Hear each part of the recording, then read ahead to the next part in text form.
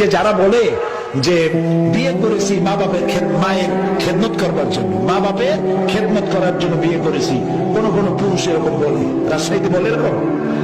এই কথাটি আদৌ ঠিক নয়।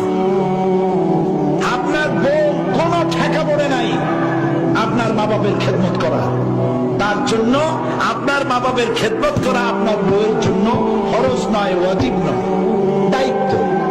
তিনি করবেন, এটা তার দায়িত্ব, কিন্তু আল্লাহ তাকে বাধ্য করে নাই। আপনার মা বাবার খেদমত করা পুরা ফরজ দায়িত্ব আপনার নিজের। বরং স্ত্রীকে দিয়ে আপনি খেদমত করতে বাধ্য করতে পারবেন না। আপনি তাকে অনুরোধ করবেন, সে খেদমত করবে, দায়িত্ব করেও থাকে আমাদের দেশে, কিন্তু আপনার কথা বলবেন না। বরং স্ত্রীকে এমন একটা ঘর দিবেন যে ঘরে স্ত্রীর পারমিশন ছাড়া অন্য কেউ ঢুকতে পারবে না, এবং প্রয়োজনে সামর্থ্য অনুযায়ী স্ত্রীকে কাজের লোক দিবেন, একটা কাজের মেয়ে যে কাজ করে তাকে সাহায্য করবে, এটাও দেওয়া আপনার দায়িত্ব। ইসলাম এভাবে ন্যায্য অধিকার দিয়েছে। নবী করিম সাল্লাল্লাহু আলাইহি ওয়াসাল্লাম রাষ্ট্রীয় কার্যক্রম সমাপন করে বেলা শেষে ঘরে প্রবেশ করেছেন। ঘরের মধ্যে খাবার নাই। হযরত আয়েশা বলেন রাদিয়াল্লাহু তাআলা আনহা, আমি ঘরে নাই কিছু, রান্না কি যা ছিল কুড়ায় কাছায়া একত্রিত করে রান্না করতেছি, দেরি হয়ে গেছে।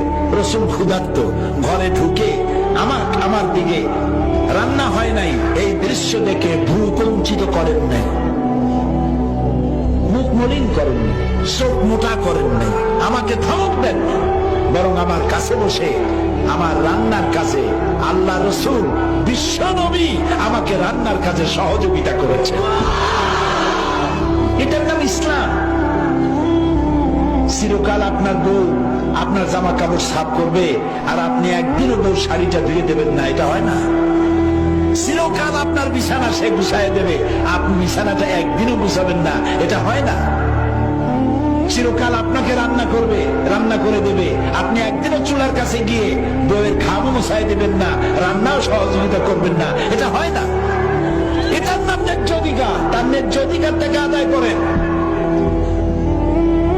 খালি একটা জায়গা পাইছে, একটা জায়গা পেয়েছে, মেয়েদের সামনে বলেছি, আপনাদেরও শুনাই, সেটা হলো ওই বুদ্ধিজীবীরা আর কিছু কুশীল, সুশীল বলতে পারলাম না, দুঃখিত। এরা বলে যে এই কোরআনের মধ্যে আল্লাহ নিজেই মেয়ে লোককে ঠকাইছে। এরা সব পড়ে, কোরআন পড়ে না।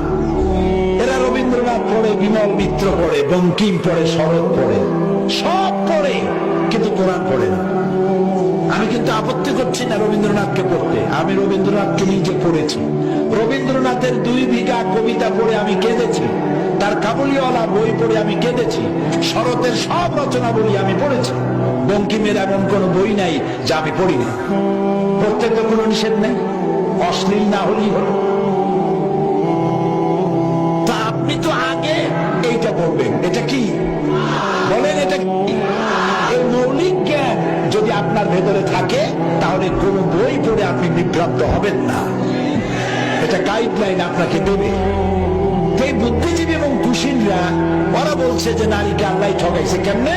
কয় যে ছেলেরে দিছে যা মেয়েকে দিয়েছে তার থেকে কম। এক ছেলে সমান 2 মেয়ে, 2 মেয়ে সমান 1 ছেলে। এই যে আল্লাহ নিজেই ঠকালেন, বলেন নাউজুবিল্লাহ। কিন্তু এটা তো ঠকানো নয়, মেয়ে তো পাচ্ছে কত জায়গা দিয়ে। আপনি কি দেখেছেন? মেয়েটা পাচ্ছে বাপের কাছ থেকে, মায়ের কাছ থেকে, ছেলের কাছ থেকে, স্বামীর কাছ থেকে, আরো পাচ্ছে স্বামীর কাছ থেকে মহারানা অর্থনৈতিক নিরাপত্তা। সুবহানাল্লাহ বলতে ইচ্ছা করেন। 5 ভাগ, 5 গুণ বেশি পেল। ছেলেটা পাইলো কয় জায়গা দিয়া? মাত্র 1 জায়গা, আর তাতেই চোখটা মোটা হয়ে গেল। ছেলে তো 1 জায়গা দিয়ে পেয়েছে, বাপের কাছ থেকে ডাবল পেয়েছে, আর পাওয়ার জায়গা নাই। আর মেয়ে পেল 5 জায়গা দিয়ে। মহারানা দেওয়া কোনো সুন্নত নয়, নফল নয়, ওয়াজিব নয়। মহারানা দেওয়া কি?